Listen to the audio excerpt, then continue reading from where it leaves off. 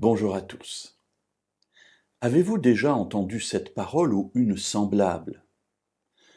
Après tout ce que j'ai fait pour toi, avec tous les sacrifices que j'ai faits dans ma vie, et ce qui suit, c'est j'attends plus de toi que ce que tu m'as donné.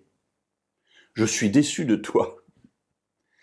Alors parfois, ce sont les parents qui le disent aux enfants. Après tout ce que j'ai fait pour toi, ce à quoi les enfants pourraient répondre, mais tu n'as fait que ton devoir de parent. Eh oui, le devoir des parents, c'est de tout faire pour que les enfants puissent grandir, puissent s'épanouir et puissent trouver aussi le chemin de leur vie. Et parfois, dans la colère, c'est renvoyer aux enfants comme si les parents avaient fait là quelque chose d'extraordinaire et que les enfants étaient redevables. Alors je ne dis pas qu'il n'y a pas une reconnaissance à avoir, bien entendu, ça n'est pas là le sujet, mais comprenez l'état d'esprit, après tout ce que j'ai fait, tous ces sacrifices, eh bien tu devrais avoir une autre attitude.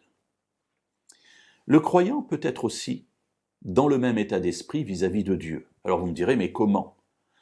Bien oui, Seigneur, j'ai fait. D'ailleurs, Jésus le dira lui-même. Lorsqu'il reviendra, certains diront, Seigneur, Seigneur, n'est-ce pas en ton nom que nous avons fait ceci, fait cela, que nous avons guéri, etc.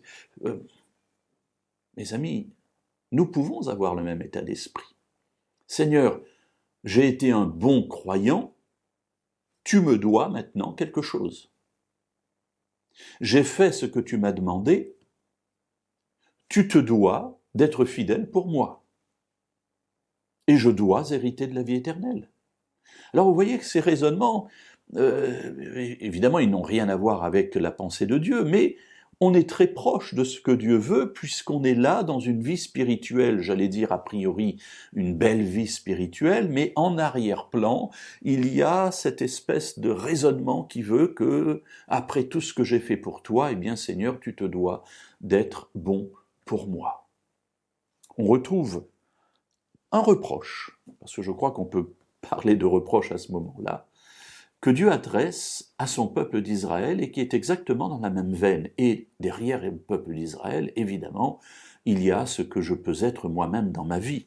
On trouve cela dans le livre d'Osée, le prophète Osée, au chapitre 6 et au verset 6. Et voilà ce que Dieu dit à Israël.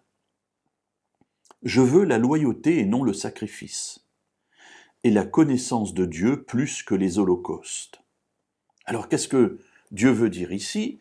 Bien en fait, il dit, je veux un cœur qui soit fidèle, plutôt que des sacrifices, plutôt que des holocaustes, plutôt que des œuvres.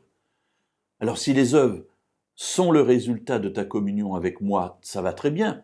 Mais si tes œuvres sont là pour en quelque sorte m'arracher un dû, je ne veux pas de cela. Je veux simplement la loyauté et je veux la connaissance de Dieu, c'est-à-dire je veux que tu me connaisses.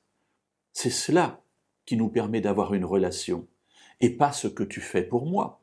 Que peux-tu faire pour moi, puisque moi je suis le Dieu créateur, et tout est à moi sur la terre. Alors mes amis, réfléchissons à nos pensées, réfléchissons aux pensées de notre cœur, et si nécessaire, demandons à Dieu de nous aider à les corriger, et approchons-nous de Dieu avec simplicité, parce que ne l'oublions pas, il ne nous doit rien, mais il nous aime.